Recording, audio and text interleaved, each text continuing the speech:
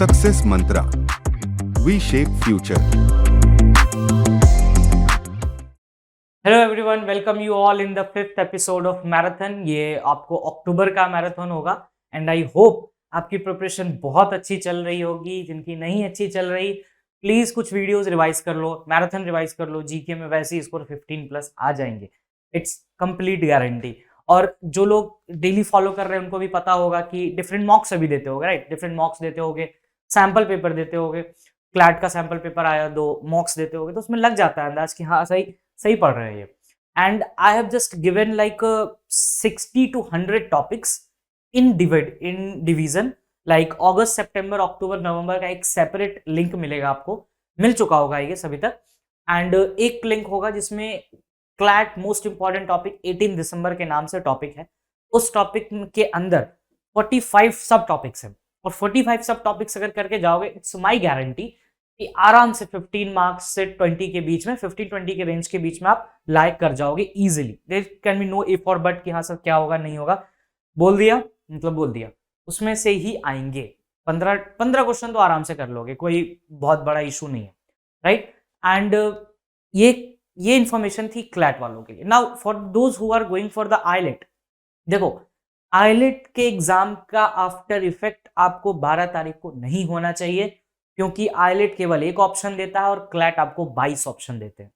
तो just be prepared for what ever thing is going on. और eyelet अगर थोड़ा कम खराब जाता है तो समझना कि you have high chances, right? क्योंकि उसमें 2 ही पॉसिबिलिटी होती है, आपका जीके सेक्शन बहुत अच्छा जाएगा, लीगल सेक्शन बहुत अच्छा जाएगा, रीजनिंग में डाइसी रहोगे, इंग्लिश में डाइसी रहोगे, तो कम खराब और ज्यादा खराब का उसमें रेशियो बनता है ना? चलिए आज की वीडियोस में ये देखते हैं कि कितने टॉपिक्स हमारे पास। 18 टॉपिक्स है टोटल। ये अक्टूबर की एनालिसिस है विद डिटेल डिस्कशन।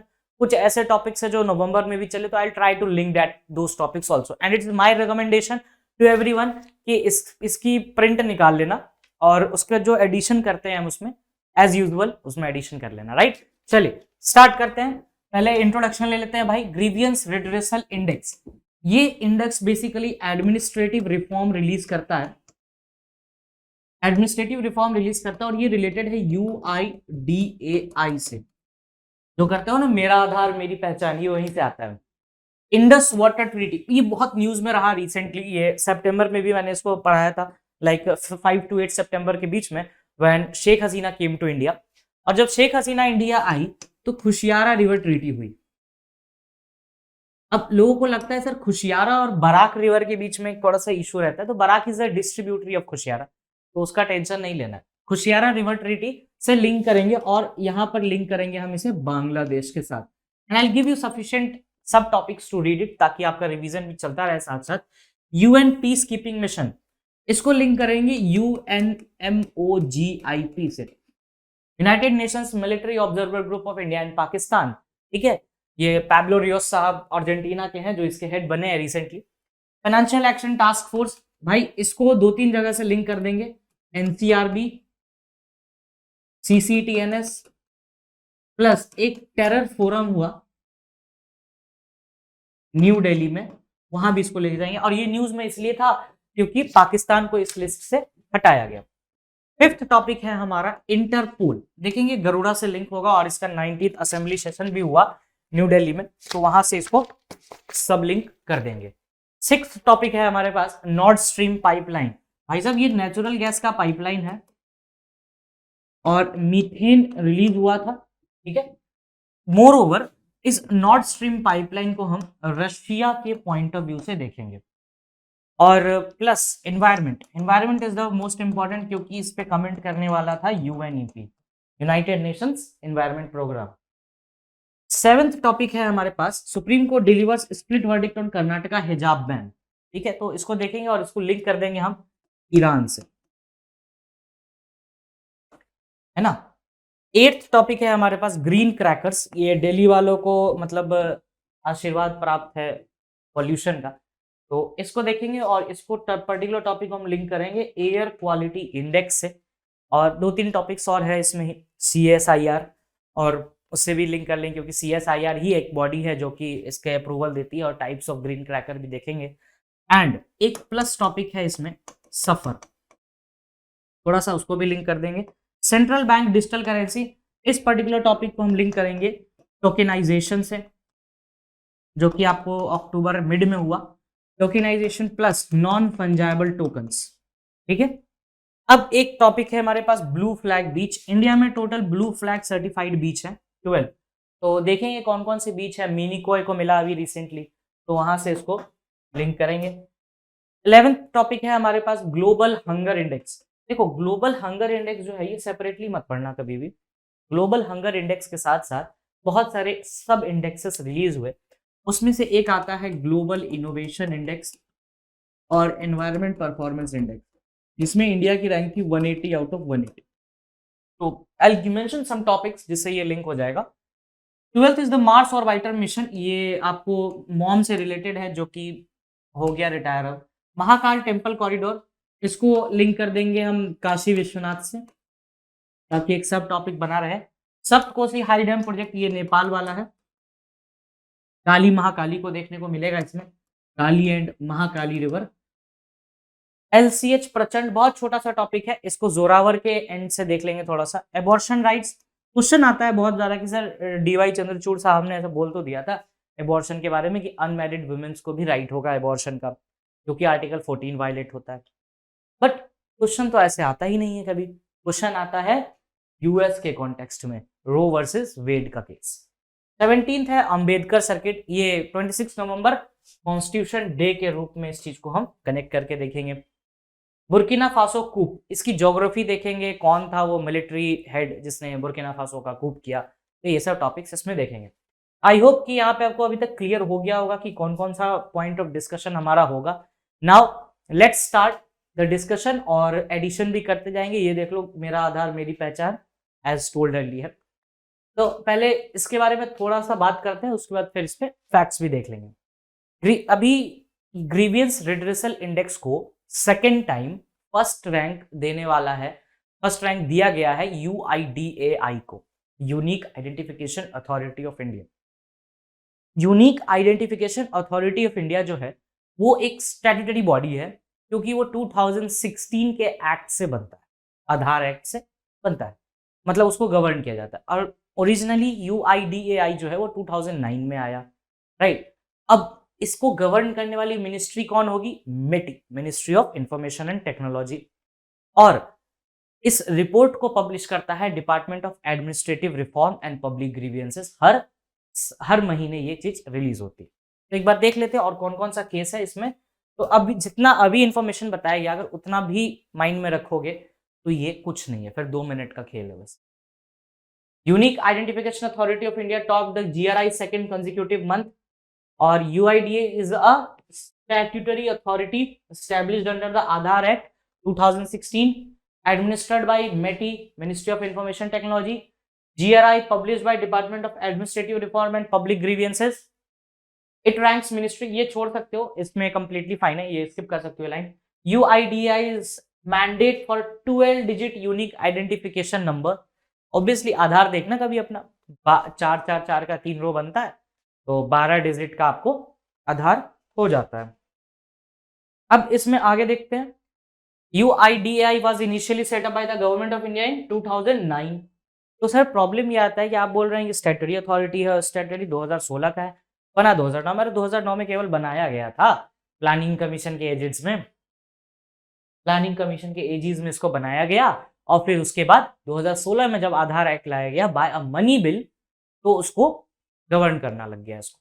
तो ये स्टैट्यूटरी अथॉरिटी हो गया अपने आप। अब आते हैं सर प्लानिंग कमीशन क्यों इसमें सर्कल किया, प्लानिंग कमीशन का क्या काम है? अरे गुरु यहाँ देखो, प्लानिंग कमीशन जो है ये नीति आयोग को रिप्लेस करता है प्लानिंग कमीशन को, है ना। नीति आयोग रिप्लेस करता है उसको। नीति आयोग 14-15 में आया। अब जब नीति आयोग आएगा, national institute for transforming India, तो प्लानिंग कमीशन भूल जाओगे? ऐसा होता है? कभी देखा है कि हाँ नए दोस्त बन गए, पुराने को भूल गए? थोड़ा तो देखना पड़ता है कि कंपैरेटिव चार्ट बनता है, फिर यहाँ वो बढ़िया था यार, वो अच्छे से घुमाने ले जाता था। चल, प्लानिंग कमीशन, 2 प्लानिंग कमीशन याद रखना बस, फर्स्ट और second. First planning commission agriculture से रिलेट करता है, वहीं पर सेकेंड प्लानिंग कमीशन इंडस्ट्री से रिलेट करता है। इंडस्ट्री प्लस एग्रीकल्चर दोनों ही था, लेकिन एग्रीकल्चर का दबदबा थोड़ा कम हुआ। अब क्वेश्चन ये आता है कि प्लानिंग कमीशन को किस तरीके से देखा जाए। एक चीज याद रखना, क्लैट के सैंपल पेपर में बहुत खूबसूरती से इस चीज को घुमाया गया था and the thing was that कि प्लानिंग कमीशन से पूछा गया आपको एमएस स्वामीनाथन, जहां से ग्रीन रिवॉल्यूशन जनरेट होता है। कमेंट सेक्शन में बताना वर्ल्ड मिल्क डे कब होता है और व्हाइट रिवॉल्यूशन के जनक कौन है इंडिया में। श्वेत क्रांति, है ना, ये पढ़ते होगे, पढ़ा ही होगा और रिसेंटली हम लोगों ने कवर किया था वर्ल्ड मिल्क डे के दिन। ये और कोऑपरेटिव सोसाइटी अमूल को भी देखा था। ये भी बताना कमेंट सेक्शन में कि कोऑपरेटिव सोसाइटीज का कौन सा अमेंडमेंट है। तो ये 3 क्वेश्चन आपका इस पर्टिकुलर टॉपिक का असाइनमेंट बनता है। आगे देखते हैं। UID is a statutory authority established on 12 July 2016 by government of India और ये मेटी का जुरिसडिक्शन है, आधार एक्ट से आता है। ठीक है, अब थोड़ा सा इंफॉर्मेशन अपने तरफ से ऐड कर लो इसमें। जब इतनी बातें हो ही गई तो थोड़ा सा और देख लेते हैं।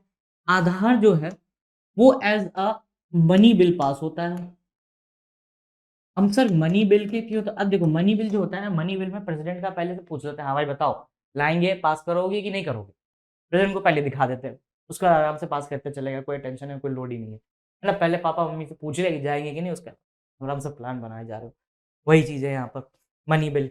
अब आधार केस था एक, जिस केस को कहा जाता है KS Puttaswamy versus Union of India. इस केस का जजमेंट आया था 4:1 का, 4:1 का, एक डिसेंट करने वाले थे। अब इसमें एक और चीज आती है, दैट इज द आर्टिकल 21। और आर्टिकल 21 बात करता है right to life and personal liberty. Right to life and personal liberty जो है वो एब्सोल्यूट नहीं होता, प्रोसीजर एस्टेब्लिश्ड बाय लॉ से उसको रेस्ट्रिक्ट कर सकते। तो इसमें इतना एडिशन करना था अपन को, वो हम कर चुके हैं। अब आते हैं हमारे नेक्स्ट टॉपिक पे। तो आई होप कि यहाँ पे सब चीजें आसानी से क्लियर हो रही होंगी। इनको भी कोई डाउट है, कुछ है, तो जस्ट मेल मी और message in the text comment section. I will surely try to address your doubt. Right, अब आता है इंडस वाटर ट्रीटी। तो इंडस वाटर ट्रीटी खाली पीली समझने में मजा नहीं आएगा। हमारा मेन टॉपिक क्या है, इंडस वाटर ट्रीटी, है ना। इंडस वाटर ट्रीटी 2 पार्ट में बढ़ता है। यहां पर रख लेते हैं पाकिस्तान को और यहां पर रख लेते हैं इंडिया को। इंडस वाटर ट्रीटी को मीडिएट करने वाला था वर्ल्ड बैंक, है ना, ये वर्ल्ड बैंक। अब जैसे ही आपका जो रशिया यूक्रेन का ग्रेन डील हुआ था, उसमें मीडिएट करने वाला था टर्की और यूएन, वो भी देख लेना इसके साथ साथ, साथ ही साथ हुआ है। इंडस वाटर ट्रीटी 1960 में साइन होता है इन कराची। ठीक है, तो इंडस वाटर ट्रीटी में सर हुआ क्या, डिवाइड तो कर दिए, क्यों डिवाइड किए, दोनों के बीच में हुआ, ठीक है काम खत्म, तो पता ही था। अरे रुको, पाकिस्तान के पास गया आईसीजे और इंडिया के पास आया आरबीएस। रावी, ब्यास, सतलज, इंडस, चेनाब और झेलम। ठीक है, अब एक बात बताओ, पाकिस्तान कौन से साइड पे है, वेस्ट या ईस्ट? वेस्ट साइड पे, वेस्टर्न रिवर्स और ईस्टर्न रिवर। अब इंडस वाटर ट्रीटी से 2 सेकंड के लिए बाहर निकलो और देख लिया इंडस वाटर ट्रीटी, ये one of the successful treaty है, इसलिए इसे ग्रीन लगा दिया। अभी रिसेंटली इंडिया और बांग्लादेश के साथ एक एग्रीमेंट हुआ, it was also river treaty, और ये ट्रीटी था आपको खुशियारा रिवर ट्रीटी। और इसमें एक एमओयू भी साइन हुआ था, बहुत सारे एमओयू थे, उसमें एक था मुजीबुर रहमान स्कॉलरशिप। और बांग्लादेश का लिबरेशन डे भी आ रहा है 16 दिसंबर 1971, है ना। अब यहाँ पर एक ट्रीटी साइन होनी थी जिसके लिए मैडम आई थी, दैट वाज द तीस्ता। अब सर रेड से क्यों बनाया, क्योंकि ये साइन हो ही नहीं पाई तीस्ता रिवर ट्रीटी। तीस्ता आपको सिक्किम से निकलती है, सोलहमो लेक से, इसको हम लोगों ने बहुत बार देखा है। थोड़ा सा और देख लेते हैं। जब भी बांग्लादेश की बात आती है तो 3 रिवर का कॉन्फ्लुएंस होता है, एक इधर से आती है, एक यहाँ से और एक यहाँ से कनेक्ट होती है। जो ऊपर आ रही है दैट इज द ब्रह्मपुत्र, ठीक है, ब्रह्मपुत्र। जो इधर से आ रही है ये है गंगा, और जो यहाँ से आ रही है ये है मेघना।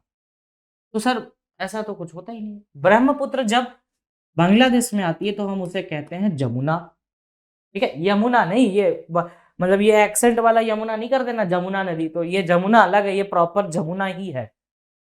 गंगा आती है बांग्लादेश में तो हम उसे कहते हैं पद्मा, और मेघना तो मेघना ही रहती। ये तीनों मिलके एक डेल्टा बनाती जिसे हम कहते हैं गंगा ब्रह्मपुत्र डेल्टा, ठीक है? ये डेल्टा का साइन हो गया।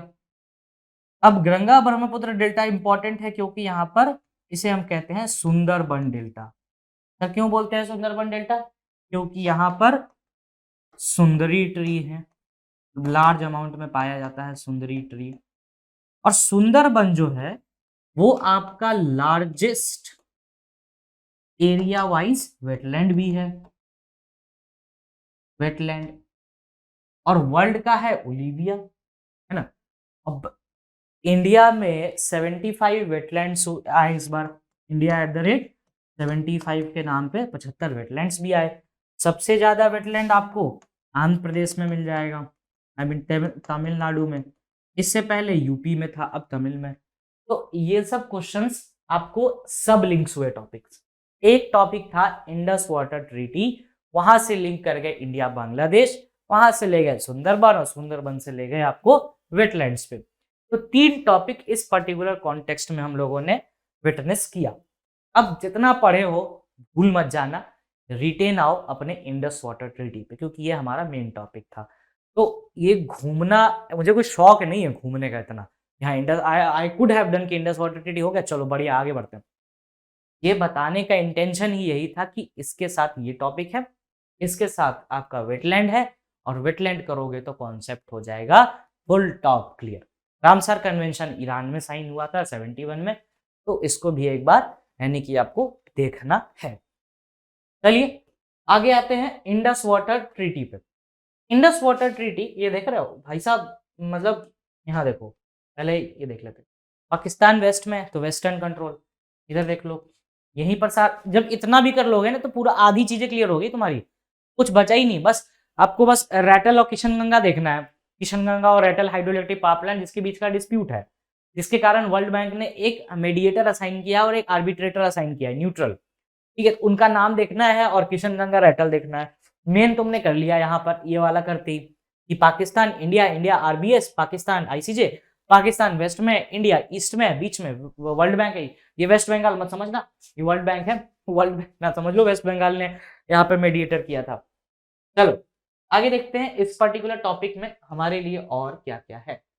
तो मेन कॉन्टेक्स्ट में भी जस्ट बताया कि वर्ल्ड बैंक ने अपॉइंट किया है एक न्यूट्रल, और वर्ल्ड बैंक इसमें कोई फाइनेंस नहीं करता है। चेयरमैन किया, और किस पे किया है? किशनगंगा पे और Ratle hydroelectric power plant पे, ठीक है? बाकी हम लोग देख चुके हैं कि इंडस वाटर ट्रीटी कहाँ साइन हुआ, कब साइन हुआ। अब देखो ये है मिशेल लीनो साहब। मिशेल लीनो साहब जो है वो अपॉइंट हुए न्यूट्रल एक्सपर्ट। देख छोटे मोटे लोग अपॉइंट नहीं होते, न्यूट्रल एक्सपर्ट। उसके बाद है शीन मर्फी। शीन मर्फी अपॉइंट हुए chairman of court of arbitration. अब जिसने जिसने गुड डॉक्टर देखी होगी तो तुम्हें शॉन मर्फी याद होंगे, डॉक्टर शॉन मर्फी, है ना? जो मतलब एक डिजीज से खुद ब खुद ग्रसित थे, फिर भी वो मतलब ऑपरेशंस करते थे, was the fantastic doctor, doctor Shaun Murphy. वहीं से ये वर्ड याद रख लो, Sheen Murphy. Kishanganga hydroelectric power project जो है वो किशनगंगा रिवर पे है, और या नीलम पे, जो कि एक ट्रिब्यूटरी है किसकी? झेलम की। और झेलम किसके पास है? पाकिस्तान के पास। was inaugurated in 2018।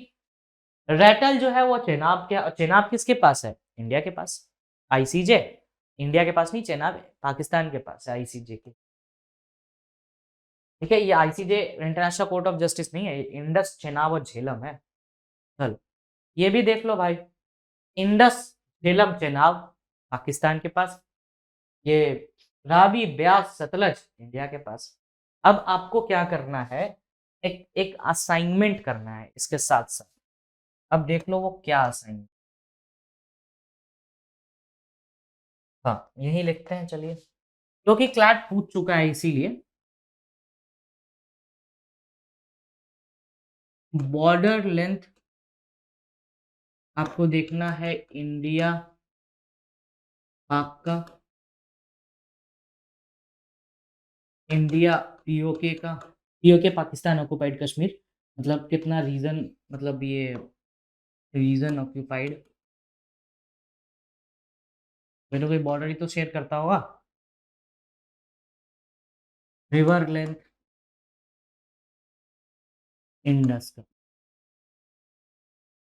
बस ये दो असाइनमेंट अपने तरफ से कर लेना। और ये क्लैट पूछ चुका है इस टाइप का क्वेश्चन, इंडिया एलएसी का लेंथ, तुम्हें क्या पढ़ना है, एलओसी का लेंथ, लाइन ऑफ कंट्रोल। चलिए अब हम देखते हैं अपना नेक्स्ट टॉपिक, और नेक्स्ट टॉपिक क्या है, ये इंडस वाटर ट्रीटी के बारे में और है कि दो प्राइम मिनिस्टर थे उस टाइम पे, इंडिया के जवाहरलाल नेहरू और पाकिस्तान के अयूब खान साहब। अयूब खान साहब, इन दोनों के बीच में इंडस वाटर ट्रीटी हुई थी। इंडिया अफ्रीका डिफेंस रिलेशन, देखो अभी recently India Africa defence dialogue sign हुआ गुजरात गांधीनगर में। ये दूसरा था, इससे पहला भी हो चुका है, और इससे पहला जो हुआ है वो आपको कहाँ हुआ था, यूपी लखनऊ में। तो पहले यूपी लखनऊ वाले को करते हैं, पहला पता रहेगा तो दूसरा तो आराम से हो जाना है ना। चलिए तो थोड़ा सा देखते हैं, इंडिया अफ्रीका डिफेंस डायलॉग, है ना, यही मेन टॉपिक है। इंडिया अफ्रीका डिफेंस डायलॉग जो है वो स्टार्ट होता है आपको 2020 में, और 2020 में आपको यूपी लखनऊ में ये चीज डिसाइड किया गया कि नेक्स्ट होगा गुजरात गांधीनगर में। गुजरात गांधीनगर में होगा। तो सर इसमें और क्या क्या है, इसमें एक तो तुम्हारा थीम बहुत इंपॉर्टेंट है इस बार का, this year theme,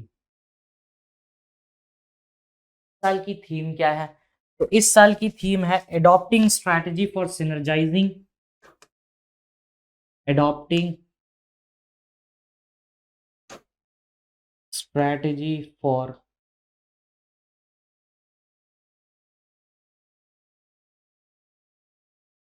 सिनर्जाइजिंग and strengthening defense and secrecy operation, and strengthening defense and secrecy operation। तो ये इस ईयर का थीम था, और इस ईयर हुआ कहाँ, गुजरात गांधीनगर में, इंडिया अफ्रीका डिफेंस डायलॉग। अब 2018 में इसकी नींव रखी गई थी, 2018 में। तो सर 2018 में नींव कैसी रखी गई, नींव रखने वाले थे हमारे मोदी जी। मोदी जी ने एक लिखा था बाई कामपाला प्रिंसिपल, कामपाला प्रिंसिपल, जैसे अभी कुछ दिन पहले हम लोगों ने पढ़ा था वो पंचामृत ना, मोदी जी का पंचामृत भी है लाइफ।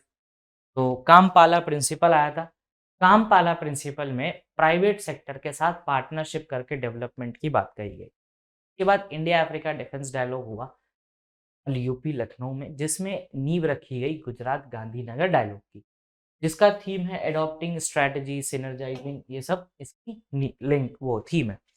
आई होप कितना क्लियर होगा। एंड अभी इसके लिए इतना ही, अब आते हैं हम अपने मेन टेक्स्ट पे। हमारा जो मेन टेक्स्ट है वो बेसिकली इसी बारे में बात कर रहा है।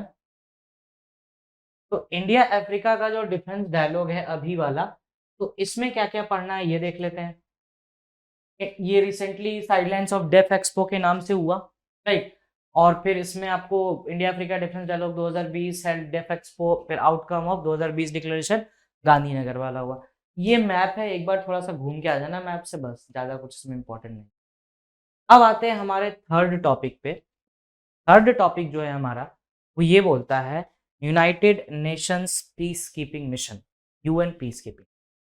ये क्या है सर, लिखा है यूएनएमओजीआईपी, बोल रहे हो यूएन पीस कीपिंग मिशन, सही सलामत हो, नहीं नहीं एकदम सही सलामत है भाई, सुबह का टाइम है। यूएन पीस कीपिंग मिशन के टाइम क्या होता है, इंडिया जो है, इंडिया ने यूनाइटेड नेशंस के तौर पर लेकर चलो, यूएन पीस कीपिंग में क्या होता है कि यूनाइटेड नेशंस ह्यूमन राइट्स के एट्रोसिटीज को कंट्रोल करने के लिए एक ग्रुप फौज बनाती। अब वो उसकी परमानेंट फौज नहीं होती, कोई भी कंट्री मतलब जैसे लेबनान क्राइसिस हुआ, इंडिया ने कंबोडिया में किया था, राइट, लाओस में किया था इससे पहले, कि उस कंट्री में अगर एट्रोसिटीज ज़्यादा है तो यूनाइटेड नेशंस पीस फोर्स भेजेगी और उन एट्रोसिटी को कम करवाएगी। मेन इंटेंशन ये होता है। अब ये जो फोर्सेस होते हैं इसे हम कहते हैं ब्लू हैट्स, क्योंकि ये नीले कलर की टोपी पहनते हैं।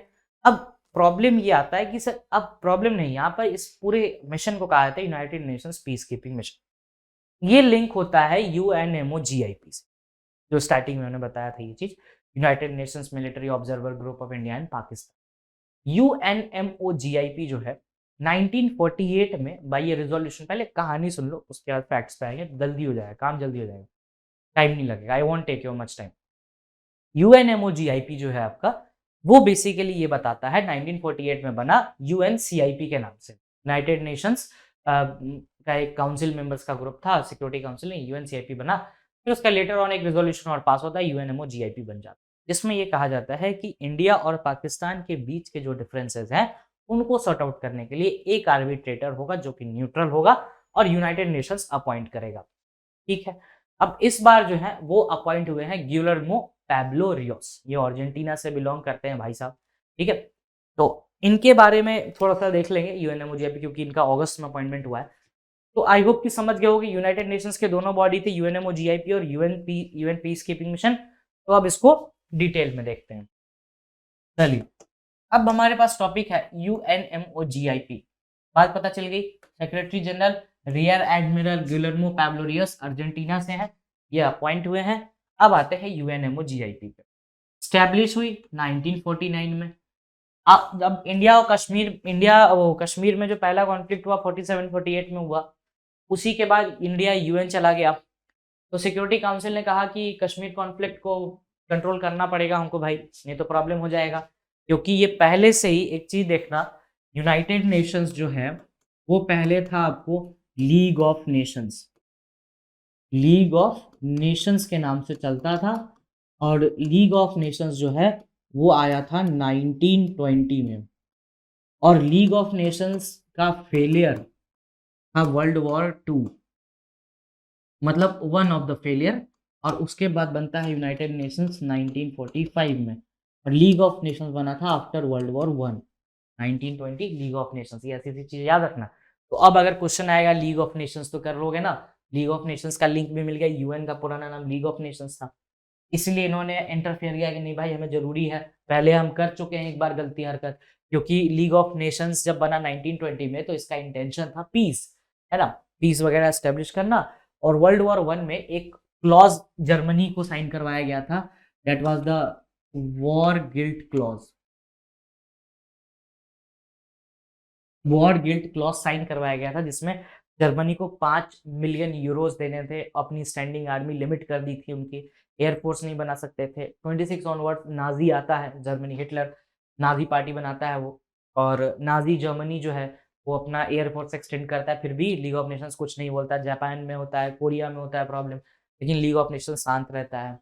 फिर तो इसका मतलब इसका एक ड्रास्टिक फेलियर जो है वो आपको वर्ल्ड वॉर 2 को जन्म दे रहा है, और जर्मनी पे भी वाटर, वो वर्ल्ड वॉर की हिस्ट्री हो जाएगी, उसमें नहीं जाना है हमें। उसके बाद यूनाइटेड नेशंस बनता है 1945 में बाय सैन फ्रांसिस्को डिक्लेरेशन से। यूनाइटेड नेशंस जो बना था नेट फॉर्म बाय द, यहाँ पर लिखते हैं San Francisco declaration, San Francisco declaration से यूनाइटेड नेशंस बनता है। अब 1945 में बना, फिर सिक्योरिटी काउंसिल पे आ जाता है। आई होप कितना क्लियर होगा, ये छोटी सी हिस्ट्री थी जो मैंने बताने की कोशिश की आप लोगों को। चलिए, अब आते हैं वापस से अपने टॉपिक पे हम, सिक्योरिटी काउंसिल। तो रिजोल्यूशन एक साइन होता है 39 रिजोल्यूशन, जिसके तहत एक 3 मेंबर की कमेटी बनाई जाती है जो कि UNCIP बनाता है, United Nations commission for India and Pakistan. इसका नेम चेंज किया जाता है रिजोल्यूशन 47 से, UNMOGIP रखा जाता है, और उसके बाद इसमें पाकिस्तान और इंडिया के बीच में UN एंटर कर जाता है finally. India Shimla agreement sign करता है 1972 में, और 1972 में शिमला एग्रीमेंट में हमने LOC स्टैब्लिश कर दिया, line of control. Comment section में बताना LOC की लेंथ क्या है। तो शिमला एग्रीमेंट से LOC बन जाता है तो हम लोग कहते हैं भाई हमारा तो हो गया, फिर हम क्यों मानी UNMOGIP, लेकिन पाकिस्तान अब भी मानता है। ठीक है, मानने दीजिए भाई। अब आते हैं यूएन पीस कीपिंग मिशन। इसमें देख लो थोड़ा सा, यूएन पीस कीपिंग मिशन देखो, अभी तक टोटल 71 पीस कीपिंग मिशन हो चुके हैं, जिसमें से 12 अभी भी चल रहे हैं। इंडिया ने 3 जगह प्रेसिडेंसी हेड की है, और मोर ओवर जो फर्स्ट विमेन मतलब ग्रुप जो है यूएन पीस कीपिंग का, वो इंडिया की है। 2006-7 में बनाया था इंडिया ने। तो इसको भी अच्छे से डिटेल में देखते हैं क्या फैक्ट्स हैं। Established in 1948, deployed by military observers in West Asia to monitor the armistice agreement between Israel and its Arab neighbors। ठीक है, ये अरब वॉर के टाइम की बात है, 1948, उसके बाद से ये सब चीज चला था। It aims to build sustainable security and peace. 71 अभी ऑपरेशन में है और 12 चल रहे हैं, अभी 71 ऑपरेशन हो चुके हैं। Currently India second highest top contributor है, और India contribution UN peace cooperation Korea 1950 से इंडिया की कॉपरेशन स्टार्ट होती है। इंडिया ने चेयर भी ऑब्जर्व किया था, एज आई टोल्ड यू, 1951-54 में जेनेवा अकॉर्ड्स के थ्रू। इंडो चाइना में वियतनाम, कंबोडिया और लाओस, ये 3 जगह इंडिया ने चेयर किया है इस मिशन को। 1954 जेनेवा अकॉर्ड्स के थ्रू। 2007 में इंडिया पहला कंट्री बनता है जो कि ऑल वुमेन कंटिंजेंट डिप्लॉय करता है। India was also the first country to contribute the trust fund of sexual exploitation and abuse. ये सेटअप किया गया था 2016 में, क्योंकि सेक्सुअल एक्सप्लॉयटेशन भी एक बहुत बड़ा grave violation of human rights है। चलिए, अब आते हैं, ये देख लीजिए, ये ब्लू हैट, स्टार्टिंग में बात कर रहे थे कि वो ब्लू हैट्स कह जाती है क्योंकि ये ब्लू आर्मी है इनकी, ब्लू कलर का पहनते हैं भाई, ये सब चीजें हैं। चलिए, नेक्स्ट टॉपिक है हमारे पास FATF, और इसको हम लिंक करेंगे दिल्ली टेरर फोरम 2022।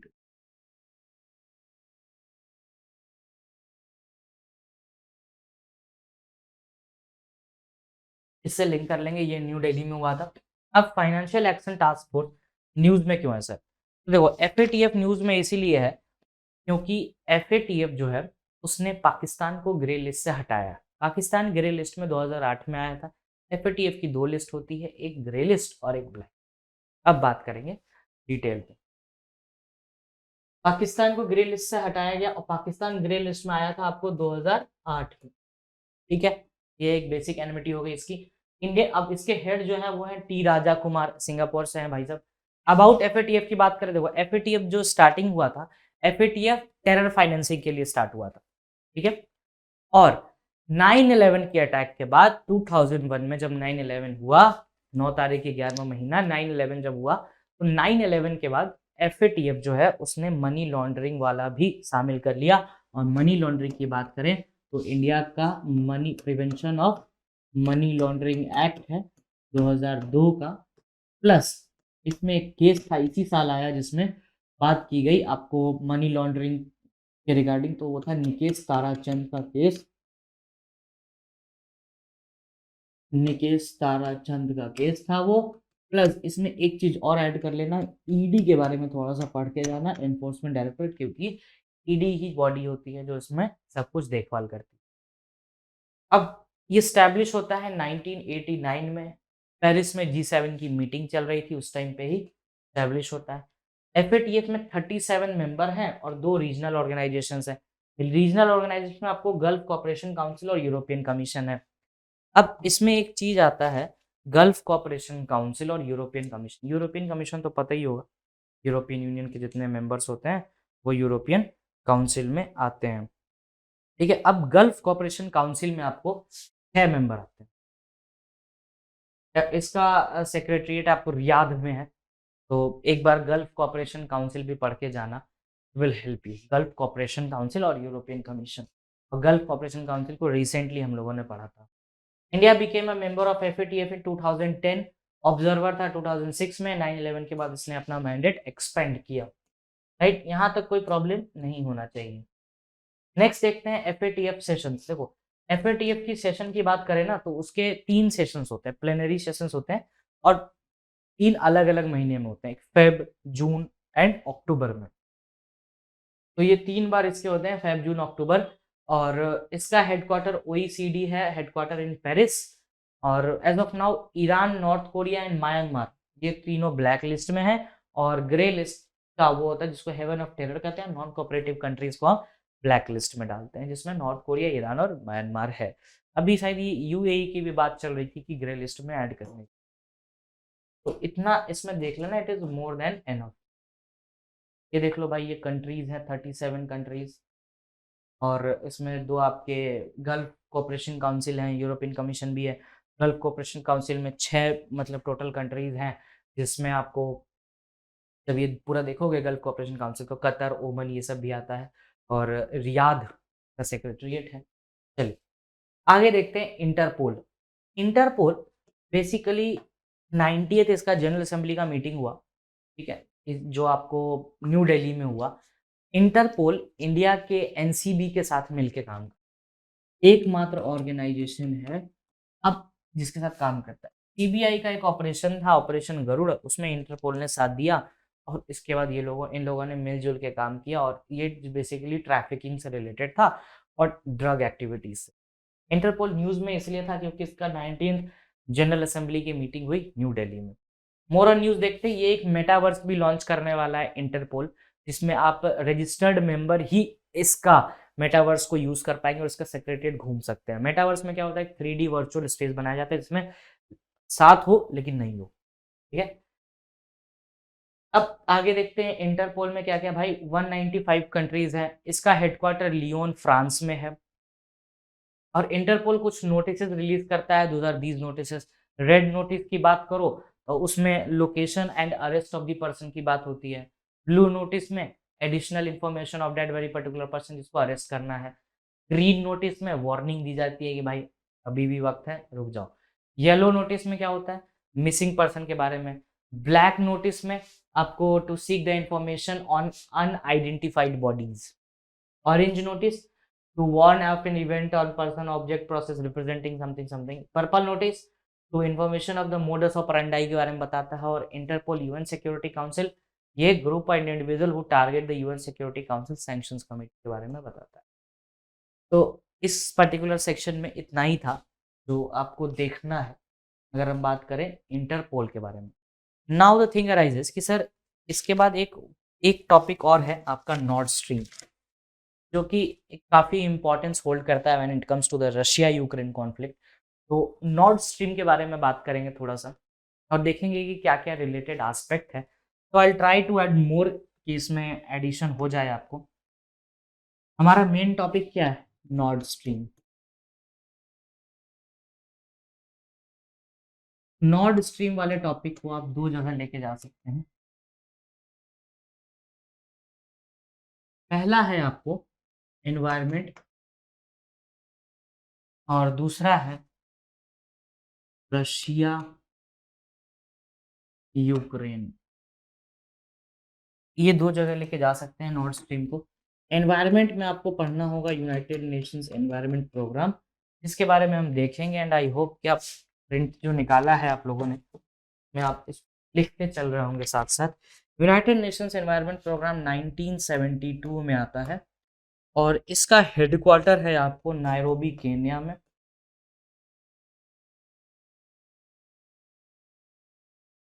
इसके बाद इसकी जो हेड है वो है इंगर एंडरसन।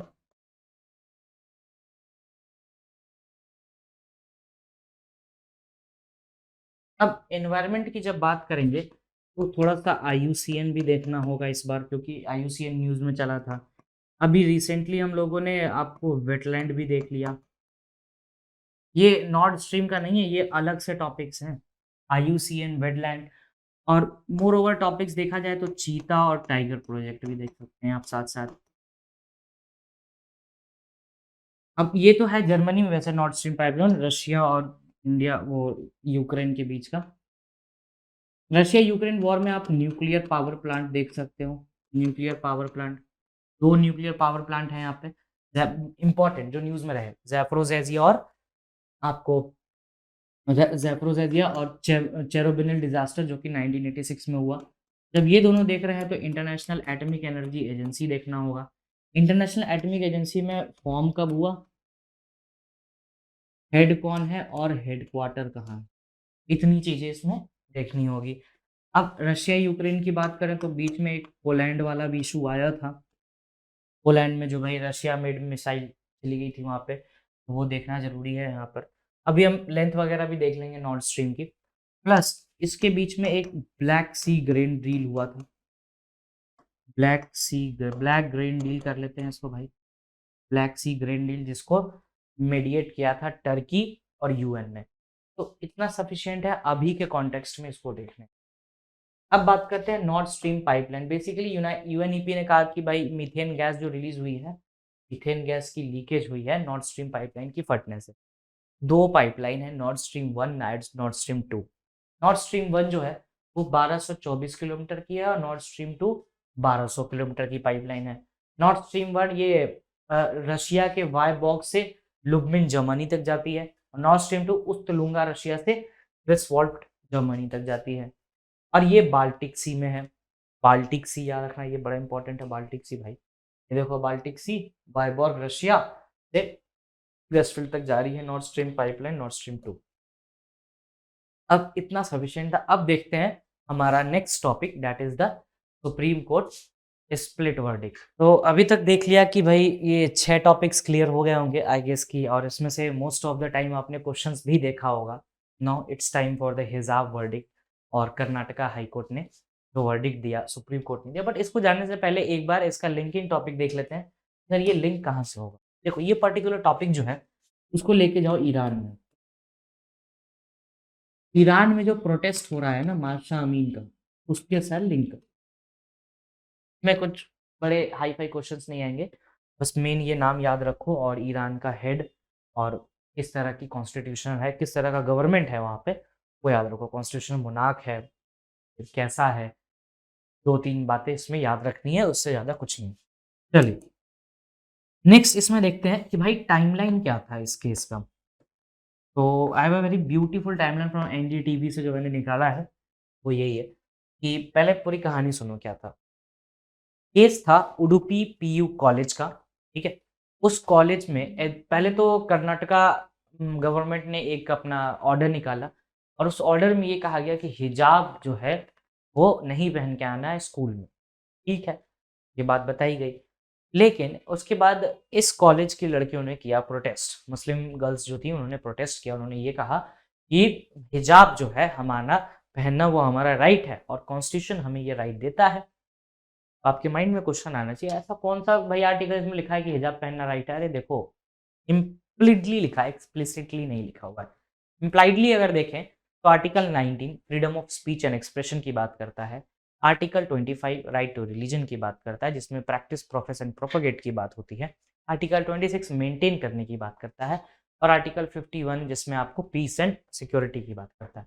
तो जब इतनी आर्टिकल्स क्लेम की गई तो कर्नाटका हाईकोर्ट में केस गया। कर्नाटका हाईकोर्ट ने गवर्नमेंट के ऑर्डर को अपहेल्ड कर दिया। सर अपहेल्ड का मतलब क्या होगा? तो अपहेल्ड का मतलब ये होगा कि गवर्नमेंट का ऑर्डर सही है। चलिए मान लिए बात। इन लोगों ने गवर्नमेंट हाई कोर्ट के ऑर्डर को चैलेंज किया सुप्रीम कोर्ट। सुप्रीम कोर्ट में 2 जज बैठे थे, हेमंत धुलिया और हेमंत साहब अंधुलिया साहब बैठे थे। तो दोनों ने स्प्लिट वर्डिक्ट दिया। स्प्लिट मतलब 1 और 1 अलग अलग ओपिनियन था, दो बहुत ही सिमिलर ओपिनियन था बट अलग था। पहले जज साहब ने कहा कि कर्नाटका हाई कोर्ट का जो ऑर्डर है या फिर गवर्नमेंट का जो ऑर्डर है वो सही है, हिजाब बैन करना चाहिए क्योंकि स्कूल है, school is a education institution और स्कूल में किसी भी तरह की ये एक्टिविटीज बर्दाश्त नहीं की जाएगी। अगर आपको स्कूल आना है तो you should be coming in the school uniform, ठीक है।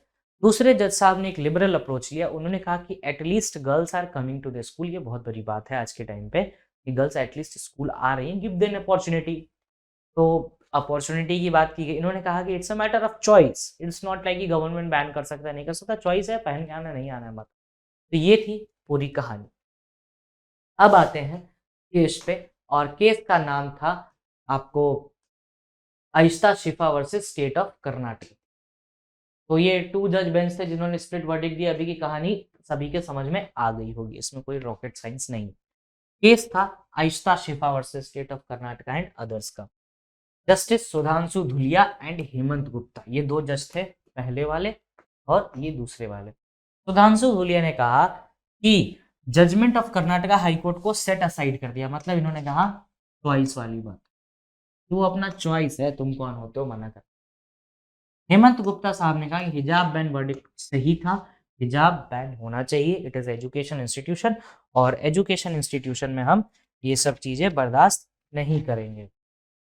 ठीक है, अब आते हैं फर्दर ये आर्टिकल्स पे कि कितने आर्टिकल्स हैं, कौन कौन सा आर्टिकल क्लेम किया गया। आर्टिकल 13 पहले बताया गया कि लॉज इनकंसिस्टेंट विद और in derogation of the fundamental rights, कि कुछ ऐसे राइट्स हैं कि जैसे अभी गवर्नमेंट का ऑर्डर था, वो कहा गया कि वो डेरोगेशन है फंडामेंटल राइट के अगेंस्ट, क्योंकि फंडामेंटल राइट आर्टिकल 19(1)(a) बोलता है freedom of speech and expression, 25 freedom of conscience and free profess practice and propagate, 16 manage religious affair, article 21 right to life and personal liberty, और article 51 promotion of international peace and security. और ये सभी को मैंने आपको starting में ही बताया, तो यहाँ तक आई होप कि क्लियर होगा। इसके बाद एक ईआरपी बड़ा मतलब पॉइंट में आया कि सर ईआरपी क्यों नहीं देखा गया। ईआरपी है क्या चीज? Doctrine of essential religious practice, ये बात करता है, आएंगे केस पे भी आएंगे इसके, पर doctrine of essential religious practice आपको ये बात करता है कि अगर कोई चीज, कोई भी एलिमेंट आपके रिलीजन का एसेंशियल रिलीजियस प्रैक्टिस है, तभी हम उसको अलाउ करेंगे। तो इस केस में ये बहस चल रही थी कि भाई हिजाब होता है एसेंशियल रिलीजियस प्रैक्टिस, नहीं होता है। तो सुप्रीम कोर्ट ने कहा कि देखो भाई, पहली बात तो हम ईआरपी पे नहीं जाएंगे, क्योंकि it is a matter of girl and education, तो ईआरपी मत घुसाओ इसमें। अब डॉक्ट्रिन ऑफ ईआरपी एक्सप्लिसिटली तो नहीं आया था, लेकिन इम्प्लाइडली आया था शिरूर मठ केस 1954 में। श्री शिरूर मठ का केस था, जिसके जजमेंट में ईआरपी के बारे में थोड़ी बहुत बातें की गई थी। इससे सब लिंक टॉपिक्स हैं entry of women into the Sabarimala. इसको ध्यान से सुनना, entry of women in Sabarimala की जब बात की जाती है तो 4:1 का जजमेंट था, और इसको डिसेंट करने वाली थी जस्टिस इंदु मल्होत्रा। इसको डिसेंट किया था आपको जस्टिस इंदु मल्होत्रा ने।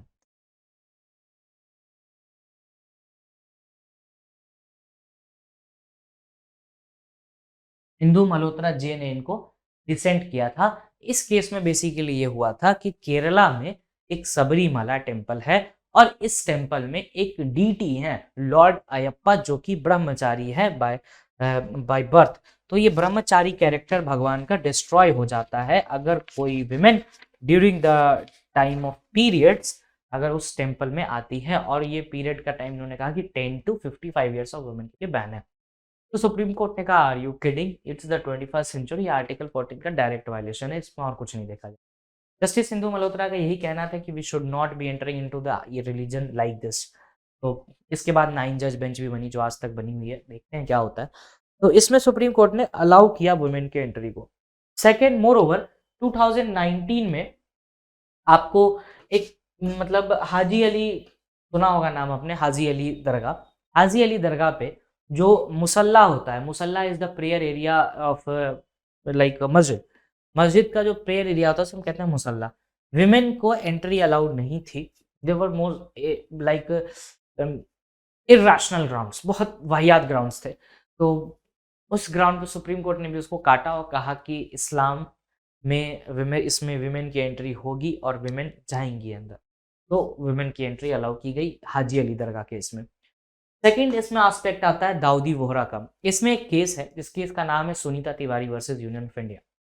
केस का नाम यहाँ मेंशन्ड है, Sunita Tiwari versus Union of India का case. Sunita Tiwari versus Union का केस आज भी चल रहा है, और ये दाऊदी वोहरा में बेसिकली क्या होता है, ये दाऊदी वोहरा कम्युनिटी का ही है कि इसमें दो चीजें प्रैक्टिस की जाती हैं, खहद और या फिर खतना, जिसमें फीमेल जेनिटल म्यूटिलेशन है, जो जेनिटल पार्ट्स हैं, एक्स्ट्रा जेनिटल पार्ट्स, या उसमें एक्स्ट्रा आप वो कह लो कि एक्स्ट्रा स्किन जो होता है जेनिटल पार्ट्स में, उसको हटा दिया जाता है।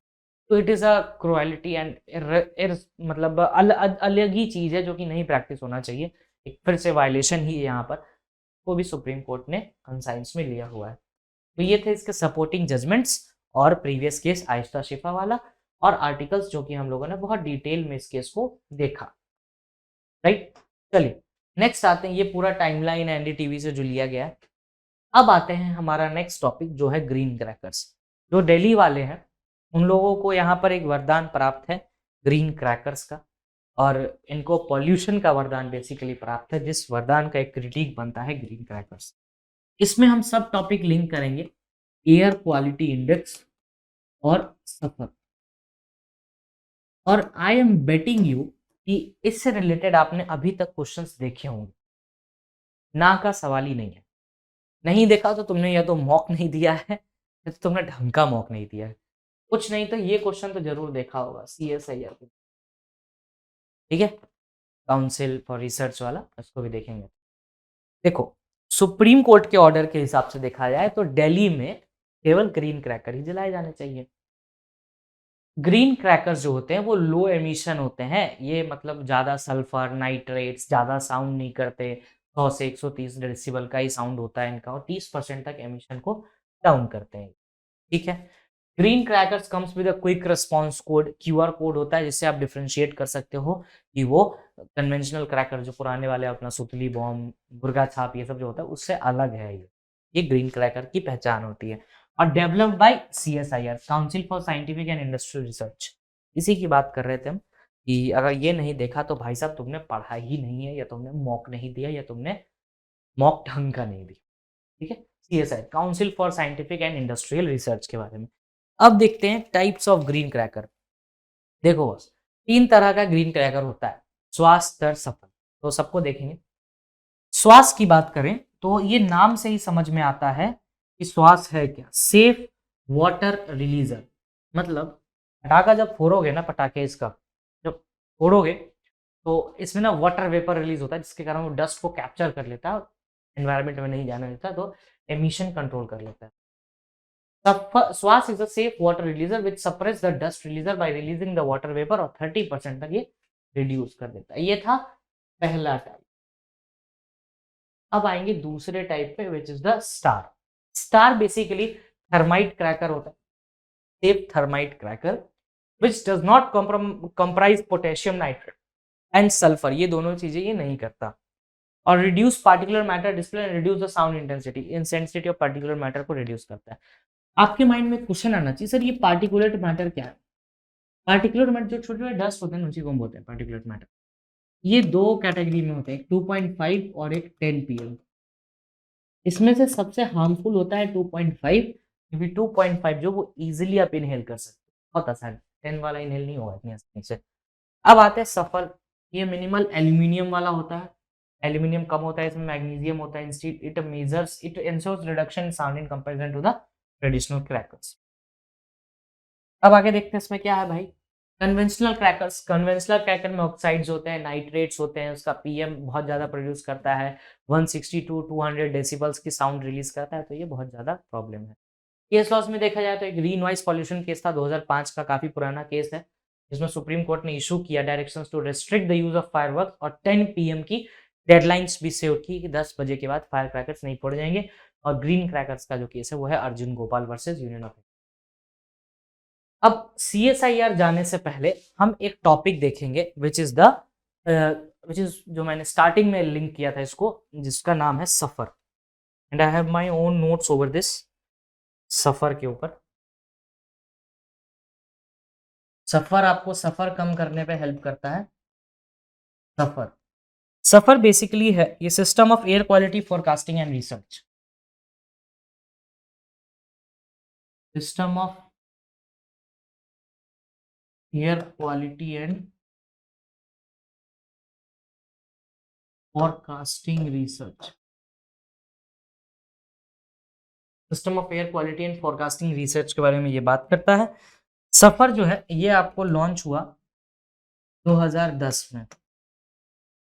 2010 में ये लॉन्च हुआ, और इसको लॉन्च करने वाला था IITM पुणे और ministry of earth science. IITM Pune under ministry of earth science, ठीक है। इसको लॉन्च करने वाला भी देख लिया। और ये IMD के अंदर आता है, इंडियन मेट्रोलॉजिकल डिपार्टमेंट के अंदर।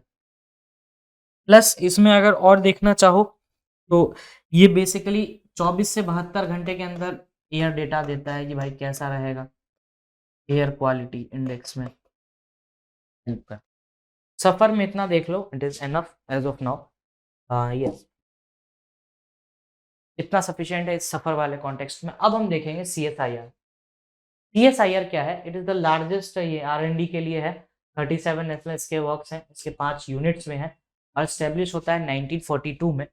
और न्यू दिल्ली हेडक्वार्टर है, funded by Ministry of Science and Tech, fund कर रहा है तो मिनिस्ट्री ऑफ, आपको फाइनेंस भी कहीं ना कहीं दिखेगा, और ये ऑटोनोमस बॉडी है, प्लस ये सोसाइटीज रजिस्ट्रेशन एक्ट 1860 के अंदर गवर्न होता है।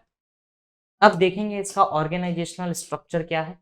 तो प्रेसिडेंट इसके कौन होते हैं, जो भी प्राइम मिनिस्टर होगा वो इसका प्रेसिडेंट होगा। Vice president union minister of Science and technology, वो इसका एक्स ऑफिशियो होगा। गवर्निंग बॉडी में डायरेक्टर जनरल होंगे। फिर उसका टर्म्स है, और सीएसआईआर की एडवाइजरी बॉडी जो 15 मेंबर बॉडी होगी जिसका टर्म्स होगा 3 साल।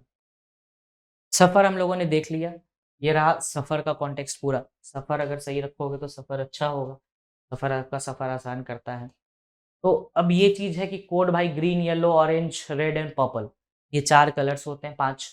इसमें green is the best, yellow उसके बाद, ऑरेंज उसके बाद, रेड उसके बाद and purple is the last. एक काम करना, इनकी इंटेंसिटी AQI वैल्यूज याद रखना, ठीक है, अगर पूछता है तो आंसर कर पाओ, नहीं कि साफा गोली हो जाएगा।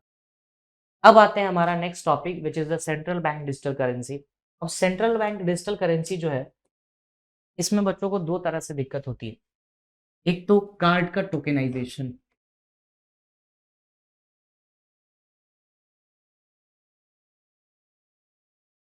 और एक नॉन फंजाइबल टोकन NFT। देखो NFT अगर सिंपल टर्म्स में समझना चाहो ना, तो NFT वही होता है जो, मतलब आप किसी भी करेंसी को आप डिजिटल फॉर्म में कन्वर्ट करा लो, दैट इज द NFT। और ज़्यादा कुछ रॉकेट साइंस नहीं है NFT के कॉन्टेक्स्ट में, ठीक है। चलिए अब तो देखते हैं भाई, पहले टोकनाइजेशन NFT देख लेते हैं, उसके बाद डिजिटल करेंसी पे आ जाएंगे अपने कि भाई क्या है इसमें। चलिए पहले देखते हैं non fungible tokens, in the NFT। Non fungible tokens है ये, इसमें क्या क्या देखना है ये देख लेते हैं। देखो नॉन फंजाइबल टोकन समझ गए, किसी भी करेंसी को अगर आप डिजिटल फॉर्म में कन्वर्ट करा सकते हो, that is the NFT, non fungible tokens. अब नॉन फंजाइबल टोकन्स में जो फैक्ट्स जो आपकी याद रखने हैं वो आप देख लीजिए। ये लिंक होता है आपको ब्लॉकचेन और क्रिप्टो से, और ये बनाने वाला पहला कौन था, ये सपोज किया जाता है कि सतोशी नाकामोटो ने ही बनाया था 2009 में। 2009 में आफ्टर द रिसेशन ऑफ 2008 के रिसेशन के बाद ये बना था 2009 में। अब आगे देखते हैं भाई नॉन फंजाइबल टोकन्स में, तो फर्स्ट NFT कौन था, फर्स्ट NFT था आपको टेरा न्यूलियस।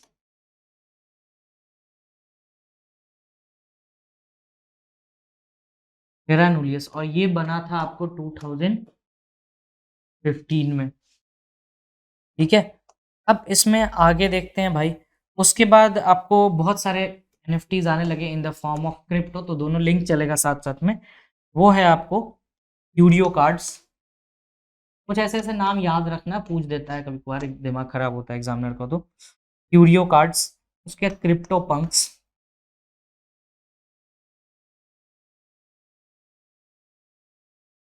उसके बाद आपको क्रिप्टो कैट्स,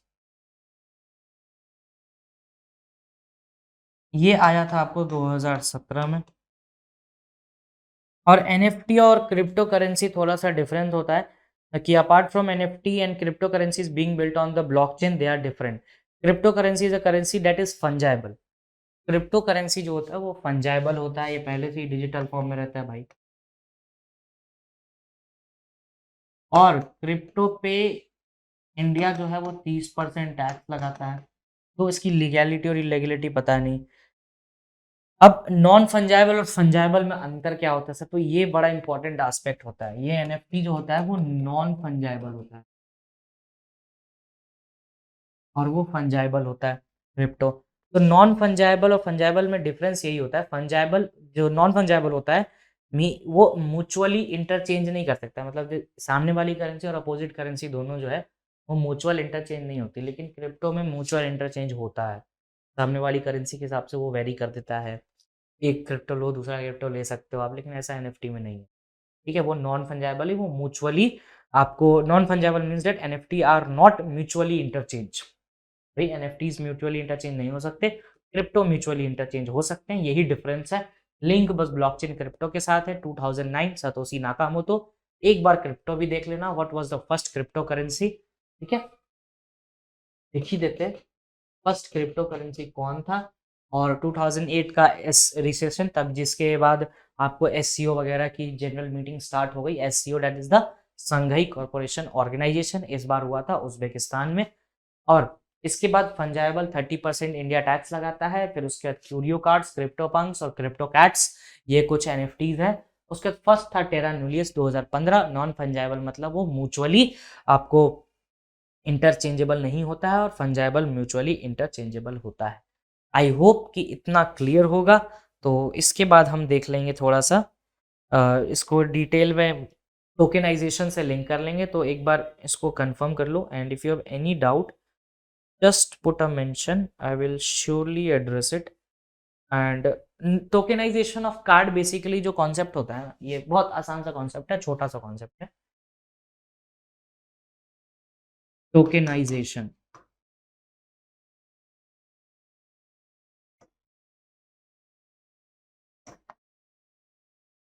इसमें ये कॉफ याद रखना है और टोकेनाइजेशन याद रखना है। तो उसके बारे में भी अभी बात कर लेते हैं कि भाई ये टोकेनाइजेशन क्या होता है।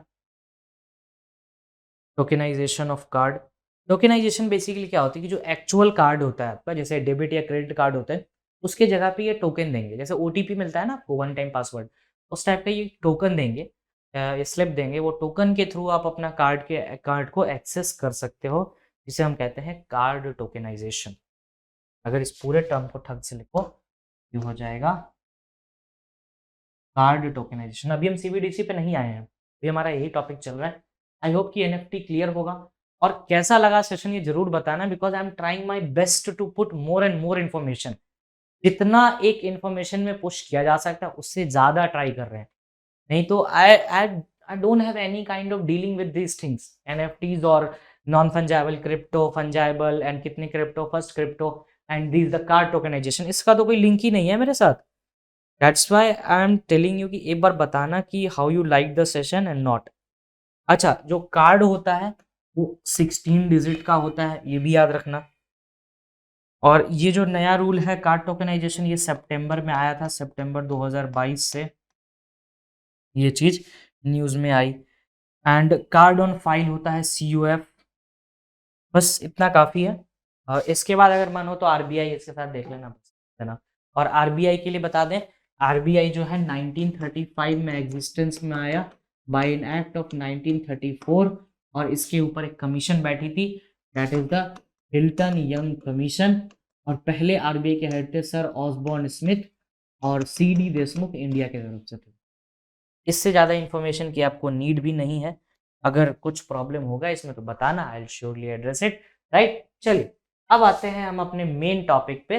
जो हमारा टॉपिक था दैट वाज द CBDC, है ना। CBDC हमारा मेन टॉपिक था। जस्ट वेट,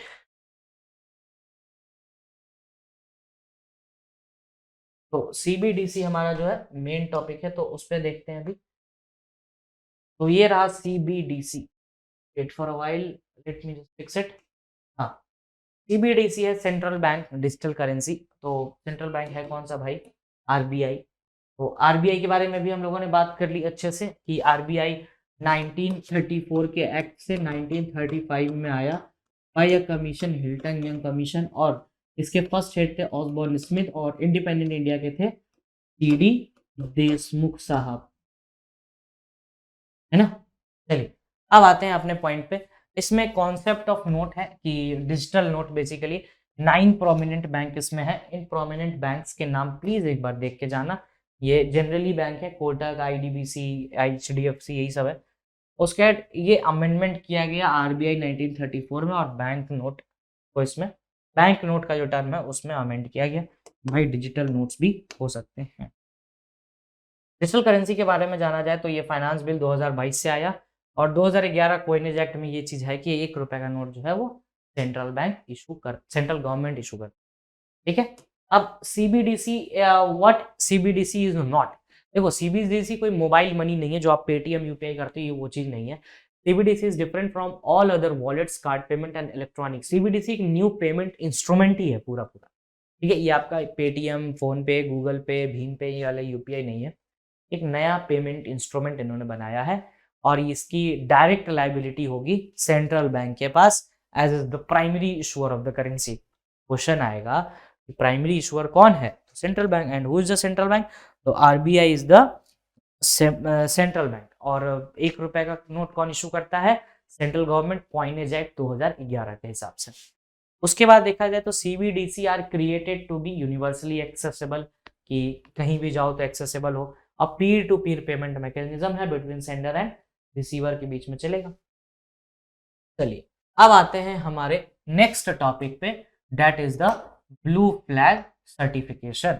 देखो ब्लू फ्लैग सर्टिफिकेशन जो है वो बहुत सुंदर बीचेस को ही मिलता है, जहां पर एक आपको बियर या वोदका का कैन ना मिले, समझ लो, वो ब्लू फ्लैग के अंडर आ गया। अब ये चीज आता है कि सर ब्लू फ्लैग में क्या क्या पढ़ना है, क्या सब याद करना होगा, तो नहीं।